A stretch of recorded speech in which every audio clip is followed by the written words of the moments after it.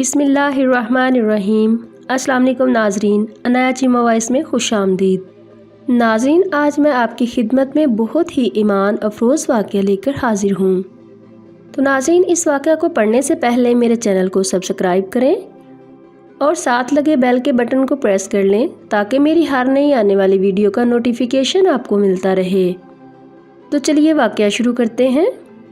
हज़रत अली रज़ी अल्लाह अन्हो इरशाद फरमाते हैं, गुनाहों की 3 तासीर पक्की हैं। अल्लाह पाक रिज़्क़ को तंग कर देते हैं।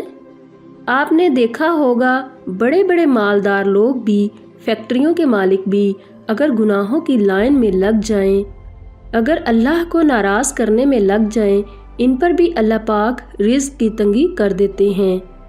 अल्लाह पाक बंदे को माल और दौलत देकर भी टाइट कर देते हैं और कभी कभी रिज़्क़ के हसूल में अल्लाह पाक मुश्किल पैदा कर देते हैं।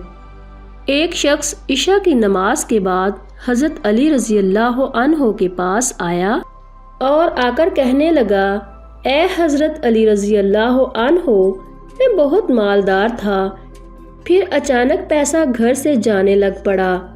मेरा कारोबार बंद होने के करीब आ गया है। मुझे समझ नहीं आ रही है मैं क्या करूं। अब जिस काम को भी मैं हाथ डालता हूं वो ख़त्म हो जाता है।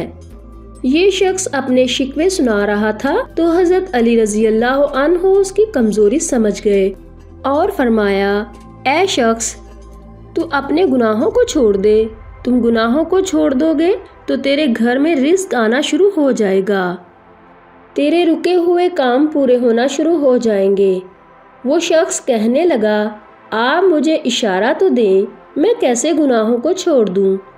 तो हज़रत अली रज़ी अल्लाह अन्हो फरमाने लगे, ऐ शख्स, तू अपनी ज़िंदगी में जो गुनाह रोज़ाना करता है और जानबूझकर करता है, तू नमाज नहीं पढ़ता और जब अज़ान होती है तो तुम मस्जिद की जानिब नहीं जाते।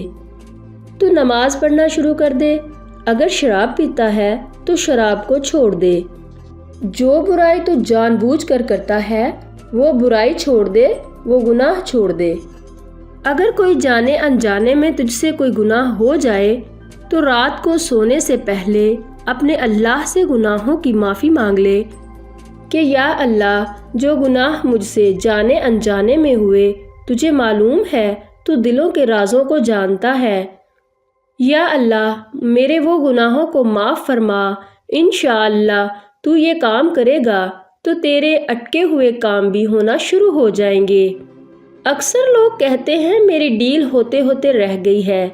ये जो होते होते रह जाती है ये किसी वजह से है, मगर जब आमिलीन के पास जाते हैं तो वो ये कह देते हैं कि किसी ने कुछ कर दिया है। अल्लाह पाक इनसे बचाए, किसी ने कुछ भी नहीं किया है। अल्लाह हमारे गुनाहों की वजह से हमारा रिज़्क़ तंग कर देते हैं। लगता है किसी ने कारोबार बंद कर दिया है। क्यों किसी को छोटा खुदा मानते हैं? कारोबार अल्लाह ने चलाना है और अल्लाह ने ही रोकना है। अल्लाह पाक देना चाहें तो सारी मखलूक इकट्ठी हो जाए तो रोक नहीं सकती। अल्लाह ना देना चाहें तो सारी मखलूक इकट्ठी हो जाए तो कुछ दे नहीं सकती। हम सच्ची तौबा करके देखें, रास्ते खुलते हैं कि नहीं। छोटे आमिलीन की ये निशानी है। ये बता तो देते हैं किसी ने कुछ किया है लेकिन हल नहीं कर सकते।